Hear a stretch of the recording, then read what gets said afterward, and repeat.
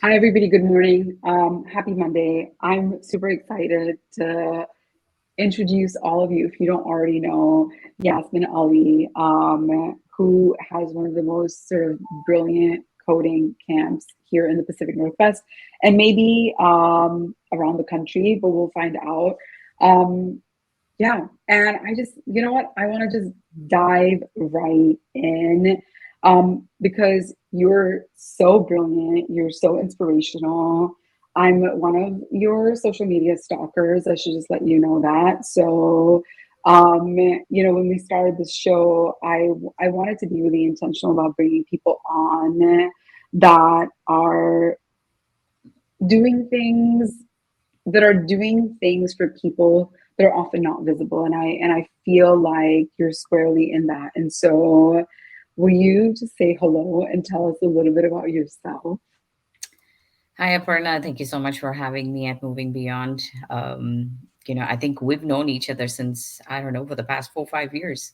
Yeah, And I still that's right. remember when we were live at, one At of the those. Riveter. I know it was fantastic. Thank you for having me in your show. Yeah, of course.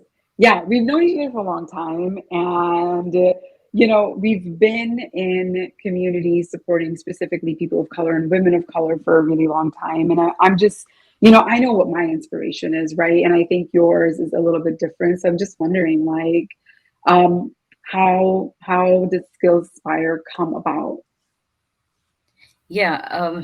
Well, I think it goes way back. I moved from India over, say, 32 years ago.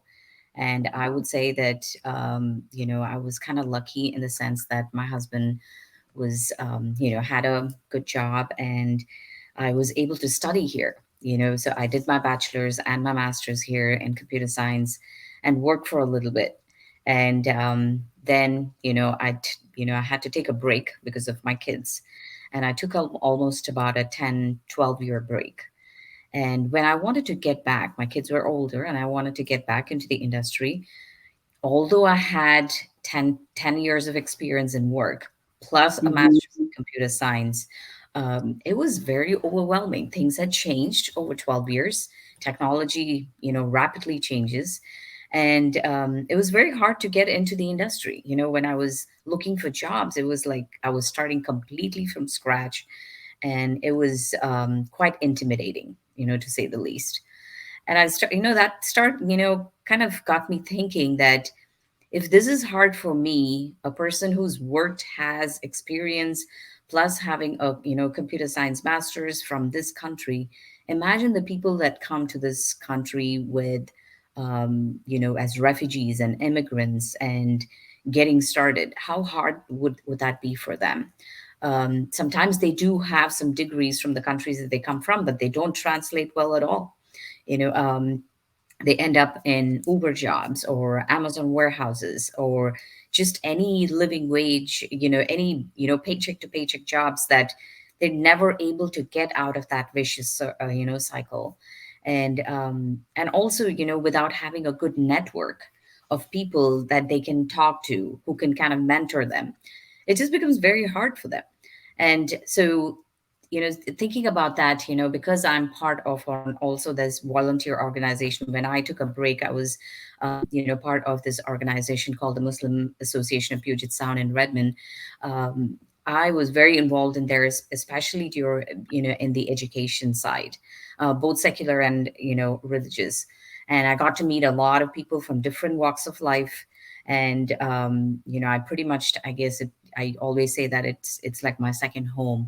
And that organization brings in people from over 50 different countries, so many different languages.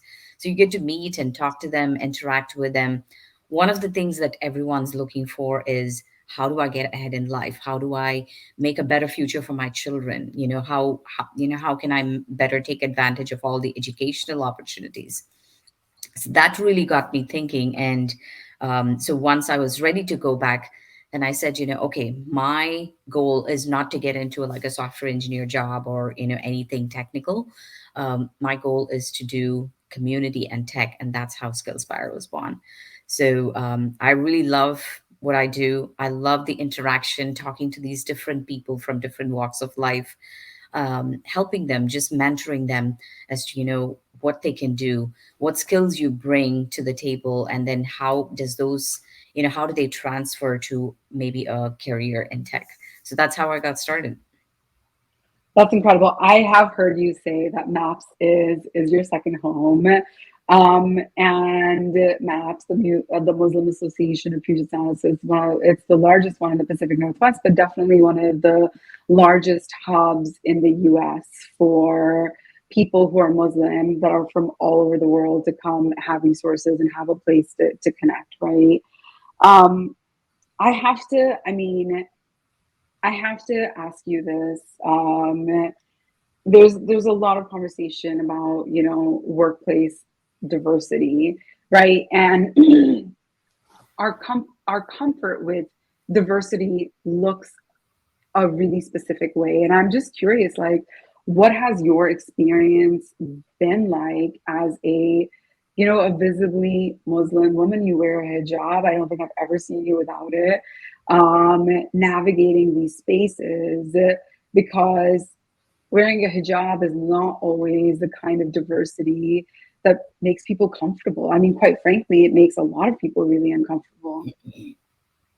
Yeah, I mean, that's something that, I've grappled with personally, and, in fact, when I tell my daughter, I didn't start to wear hijab as I was growing up. I mean, this is something that I kind of embraced as I learned more about, my faith and, how I want to live.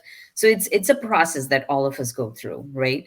And, and having worked with a hijab, I think I would say that if I project some sort of confidence and I'm confident myself, then people start to definitely reciprocate.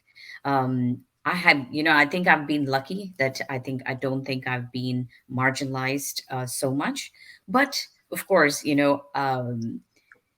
it's a very delicate dance that you have to do, and being a minority woman and starting a business, trying to help more minorities and underrepresented is not a joke. It's a huge problem to tackle, any way you look at it. And then me being a minority woman immigrant and then trying to tackle this huge issue is definitely a challenge. But you know what, I think this is something that I've taken on and I absolutely love it. It's very gratifying, it's very humbling.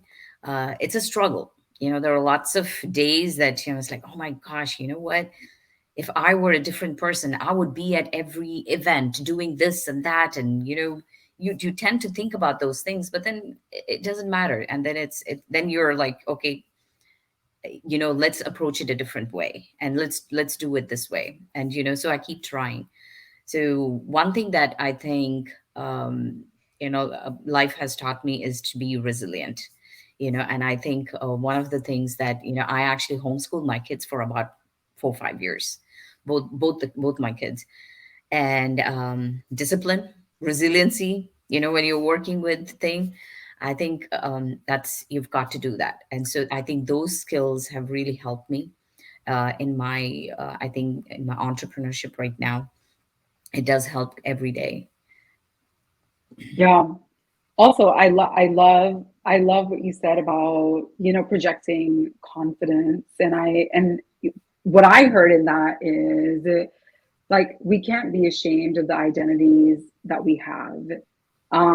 Because if we are ashamed of them, or if we feel smaller because of them, then people are going to pick on that really, really quickly, right? Okay, I want to switch gears just a little bit and talk about coding schools. Now, I, like so many other people, have been getting a gazillion ads for them, especially on Instagram. I feel like there's a new ad for a new coding boot camp or school that I see like on a weekly or a monthly basis. And I have to say their algorithm is totally broken because I'm 100% not their audience. And they are they're really pricey. You know, they can be really pricey. And the range is super broad. It can be a couple of weeks and a few $1,000s to, I've seen like 3% of someone's pay for 3 years after they get placed in a job. Um, but when we were doing a little bit of research, we found that the average is about $15,000, which feels like a lot of money in a country where people don't even have 500 bucks in cash in case of an emergency. And so I'm just like, I'm curious, like, as you have stood up Skillspire, how have you thought both about like the cost aspect of it and like the cost aspect of it relative to the populations that you're working with? That's really good question. This is one of the things that I get asked by every single student that I talk to. After they say, "Okay, what is a good fit for me? Am I even good fit to get into tech?" The second question is, "What's the cost of the program?"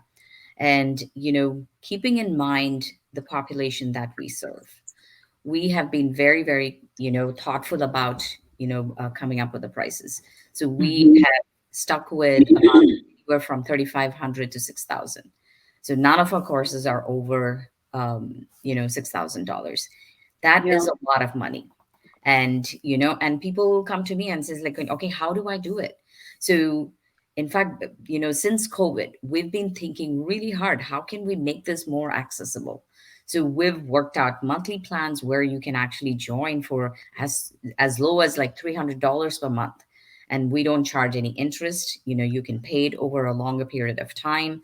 But on a sliding scale, right? I mean, we've got bills to pay as a business, and we've got to do things as well. So Yeah. but if you come to us saying that, hey, I'm really, really interested in this thing, help me out here, then we will absolutely do whatever we can. We've been very, very active in the community, working with other workforce development councils, a lot of community organizations, to see how, if you are eligible, then to get you like funding or scholarships, and those kinds of things. So we're very, very cognizant of the fact of our population, and making sure that we can make it work for them.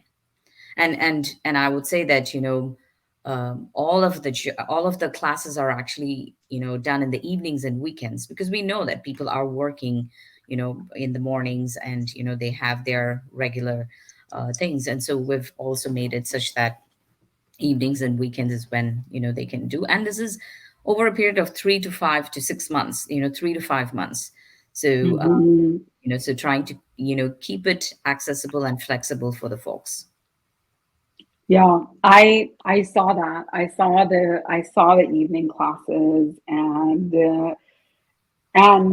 it just I guess it struck me that a lot of times when people think about education or professional education specifically, um there's this idea that like, well, like you should be investing in yourself, and part of the investment is showing up for class at 8 o'clock in the morning, or like showing up for class in the middle of the day, which is like quite frankly not possible for a lot of people. And so with the classes being in the evening, um what does it do for your attendance and graduation and like passing exams?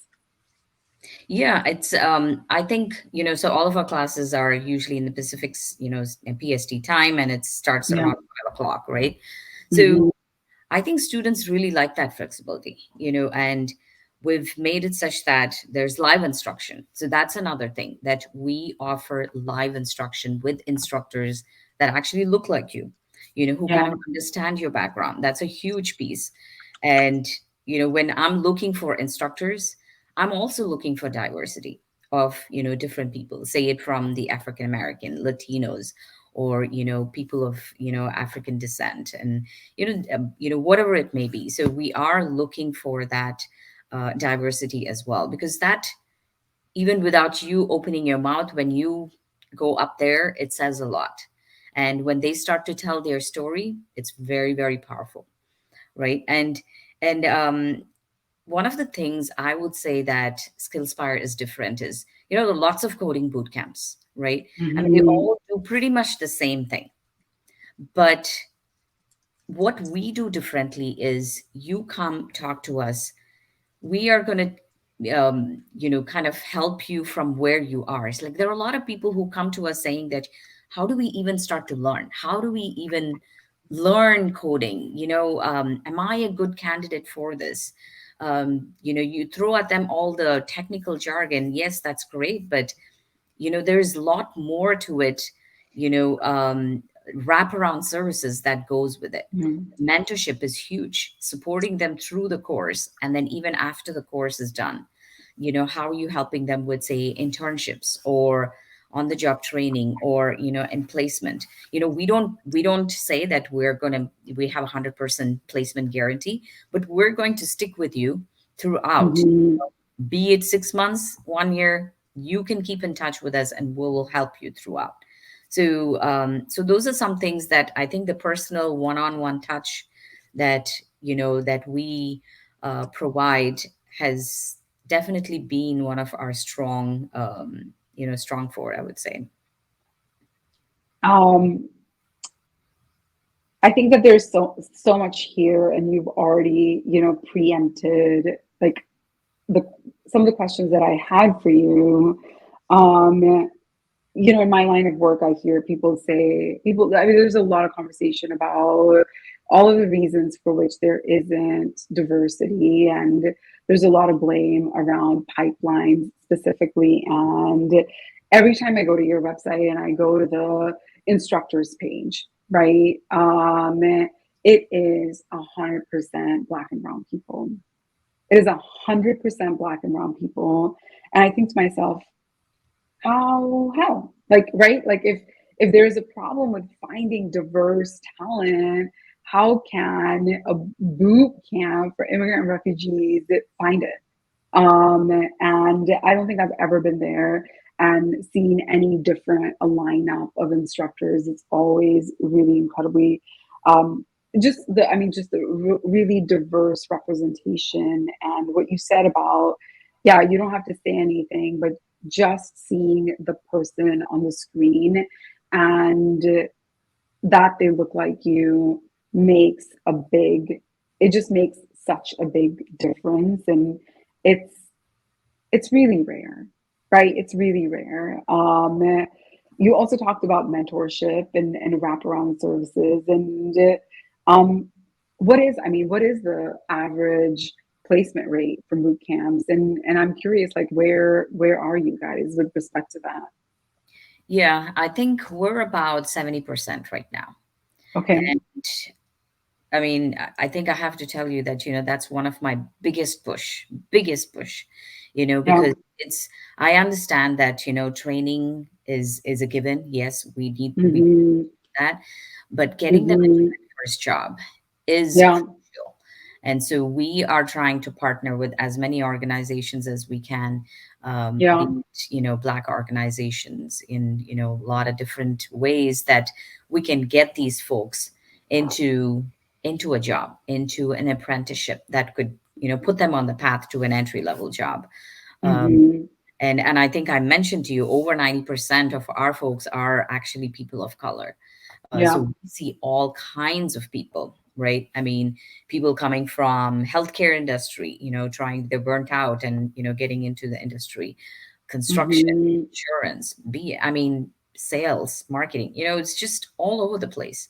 And, every day, when I'm talking to, right now, especially, with all the after the pandemic, people trying to move into different careers and, long-term stability and things like that. So tech is definitely an option for them, right? So, Yeah. so that's, it's, and going back to your thing of, how do you find those instructors? There are plenty of people out there. It's just, I think we have to be intentional in our search, Yeah. and, trying to open up our mind and, and our, I guess, horizon to seek out those people. You can absolutely Hmm. find it. When I put my ad out there and say LinkedIn and say that, hey, this is what's inspired us, and we are looking for Hmm. people are really, bought off on our mission and who are very, dedicated to the mission of Skillspire, we Yeah. do get those kinds of people. So and I think, in everything, I think it's just being very conscious about who you want to reach, and, helping them get into, where they want to be is Yeah. crucial. Yeah. Oh, I wish that this option existed when I was like in the formal learning part of my life. I don't think that, looking back, I don't think I had a single non-white instructor in high school and undergrad and graduate school. I can't think of a single person who wasn't white in my entire formal education.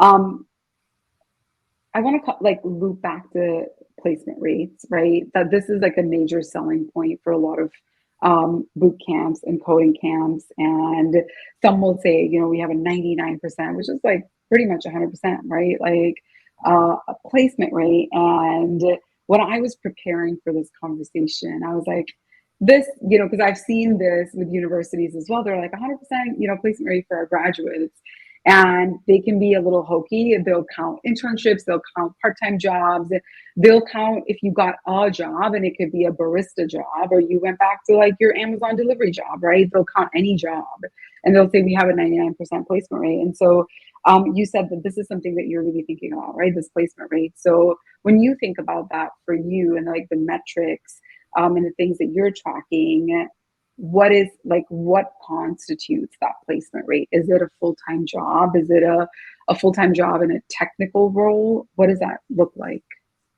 Yeah, I think, this is something that we, internally we're talking about and doing as well. So when we look at the numbers, I think we're looking at, say, a full-time job in tech that people have, gone on. For Yeah, us, there are a lot of people who come and upskill with us. There are a lot yeah. of people who start out, coming from, just, odd jobs. So we Hmm. take those into account. And there are a lot of people who may, go on to maybe, university degrees. Hey, I want to get a 4-year degree. I would love it so much that I want to go get it. So we're not taking those people into account at all. So Yeah, it's people who are working with us, and where, they find a job into a tech position. And as you said, there is a lot of fudging that happens with these numbers, and we've tried to be, I mean, that's why, when I say 70%, it may be in a more conservative side, but then I'd rather be conservative than say that, hey, we have an 85% or 90%.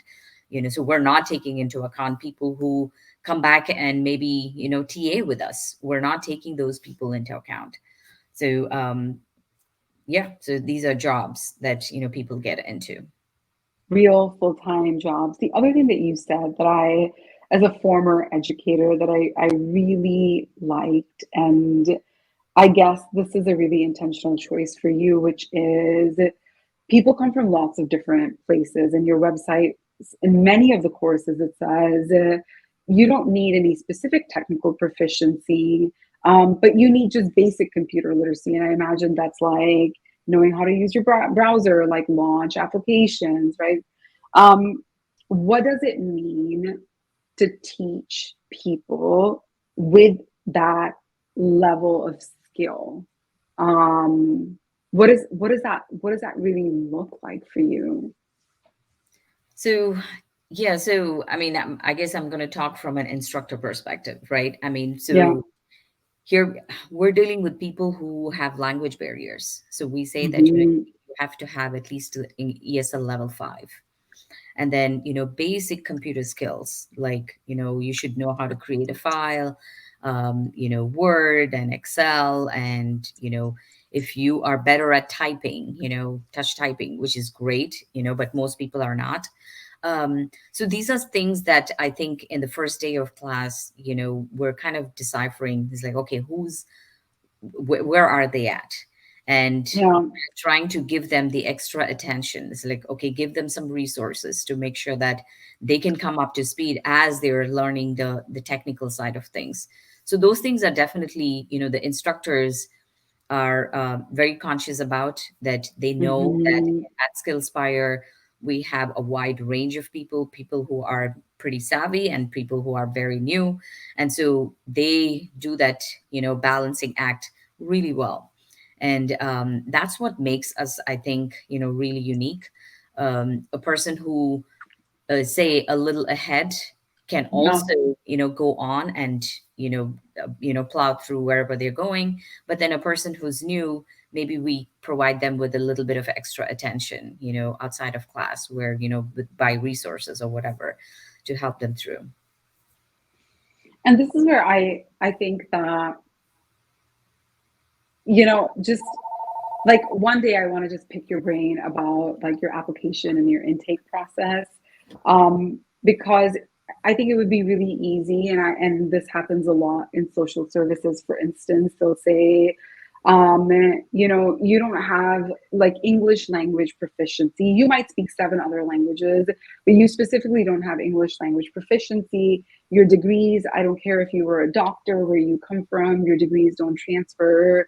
Why don't we skill you up for a delivery, airport, janitorial jobs, right? Because this is like a no training required kind of a situation. And you're saying actually, like, they're like, you probably have a lot of skills and competencies that are going to be transferable, and so we can work with you on what you don't have, which might be, yeah, typing. And that, yeah. So when I moved to the States at 15, I did not know how to type. And I remember going to the middle school library. And I don't know if you remember this. I don't think they do this anymore, but they would have these little mats that you would put on top of your keyboard. And there was a book. There wasn't like a software, like a program. And you would just practice your typing. And I would stay after school, because also we didn't have a computer. This is 1999. And I would just be there practicing my typing because I didn't know how to type.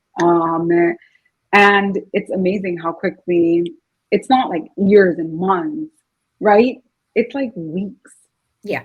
It's Yeah. weeks, and you just pick it up.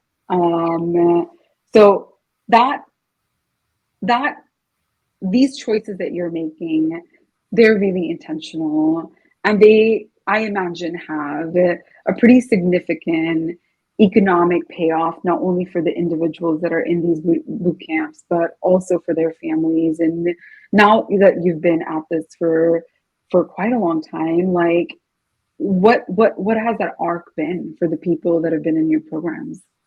Oh, it's amazing to see the progression. It's amazing to see the progression. It's I have so many stories like that. 7 8 years of Uber driver, would say, he probably had like a engineering degree from like Yemen, Yeah. but comes to this country and can't do anything with that engineering degree. Drives Uber for 7 8 years, and then comes, try to, he learns, gets into a full stack web development. And after about a year, and that's only Yeah. because a lot of times people are scared to even start applying even after they finish the program. They're just not confident. Hmm. It takes them some time to say, Yeah. okay, I need to get my resume better, okay, I need to get my Hmm. coding skills better, and then so they're working on it. But then getting a job of 70K, and where they're Yeah. not on the road all the time, worrying about it's a huge game changer, right? So these are some of the things that I always hear from the students. And the thing that you just mentioned about how it helps the family. you know um I remember having this conversation long time ago with one of the educators, and halfway through the program, he said that, what, my wife is actually telling me that you're taking way too much time away from like work, or maybe like, Uber driving, and you're spending so much time on this computer stuff. Where is this going to lead? My wife is just getting very anxious that, I'm not able to spend as much time as I want to. Yeah. Had to put on the hat of like a mother, who's trying to, advise a student or advise your children. It's like, Yeah. anything you take up, just think about, say, 6 months from now, where you're going to be. And Hmm.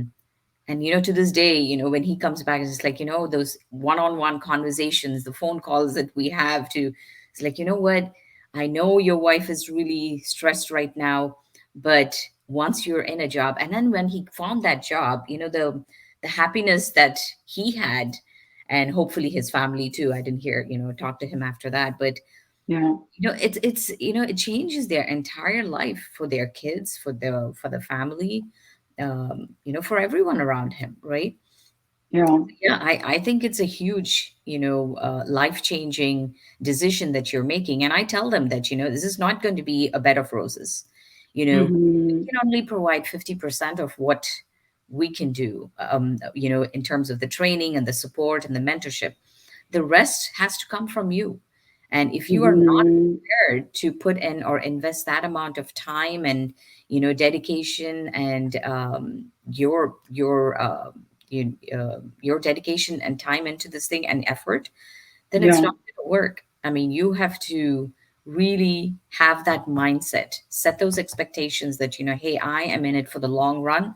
I'm going to do come what may, and then come to us and say that, okay, I'm really ready, help us out. And so we will definitely work with you to make it happen. Mm. You're speaking my language. I feel like all of like my type A Asian triggers are like, yes, yes, yes. Um, we are a little bit over time, but I'm hoping you can stay on just for a couple more minutes. With everything that you have learned over like the past decade of standing up this organization, you work with an incredibly underserved population. What is your advice to people that want to hire non-traditional tech talent? We know they're smart, we know they're capable. What are the things that organizations can do? And frankly, like they can go work at Microsoft, but they could also go work at a construction company or a timber company. I mean, there's so many applications. What can companies do? What should they be proactively doing to keep these really brilliant, dedicated immigrant refugee technologists? Yeah, I mean, thank you for actually asking that question. And that's one of the biggest asks for companies that I always leave with. Give them an opportunity. These folks are definitely very, very motivated. They're loyal. Mhm. They're thankful that, and it's going to change their life. And when it starts to change their life, it's going to change the entire community around us, right? And the companies need to be a little bit more open in hiring. Yes, you do have to invest some time and effort into these things. But hey, as big companies, we invest in so many different things. Do it for a good cause. Give these people an opportunity, give these people to, you know, give them a chance. Give them a chance and see, you will see how well they do. And, they are definitely ready. They would be, and I said this before, that they would be extremely loyal. They would not keep jumping from job to job. Yeah. So those are things that I think these people are looking for. And they're hard workers. They're very motivated, and all they're looking for is a good paying job that can actually get them ahead in their life. So I love it. Yeah, give somebody a fair shake, right? And that, like, literally is the entire basis of the American dream. So, thank you so much for the work that you do. Anybody watching, I really encourage you to connect with Yasmin, like follow her on LinkedIn, and also like send folks that are interested in learning and need a bit more wraparound to Skillspire. It's an amazing program. Anything else? Is there anything that you're working on where this community of viewers can support you? well, I would just leave, people with this. If they've ever thought of getting into tech, if that's something that they keep Hmm. hearing, in their Yeah. conversations, at least give it a try. give it a try, see if this is for you. Talk to one of our team members, talk to me personally, and we can just, just have a one on one and just talk and see what are my choices. This is where I come from. You think this is really for me? Just give it a try. You never know where that might lead you. And if you feel like, okay, you know what, this is not for me, that's perfectly fine. But, you know, if you are not satisfied with where you are right now, then I think you owe it to yourself to take that next step and just call us or just talk to us. I love it. It's like a, like an injury lawyer ad. It's like, are you unhappy with the outcome? But like sincerely, yeah, there are so many people that need this, and yeah, send folks to Skillspire. Yasmin, thank you so much for joining me. I know it's Monday morning. You're like getting your kids out the door. Yeah, thank you so much for spending time with us. And we're going to be back next week on Monday talking with the CEO of Ventures and continuing this theme of like supporting diverse, non-traditional communities get the support they need to like really build a better life for themselves and a better future for their kiddos and their community. So thanks everybody and have a great week. Thank you, Aparna, for having me. Really appreciate it. Yeah.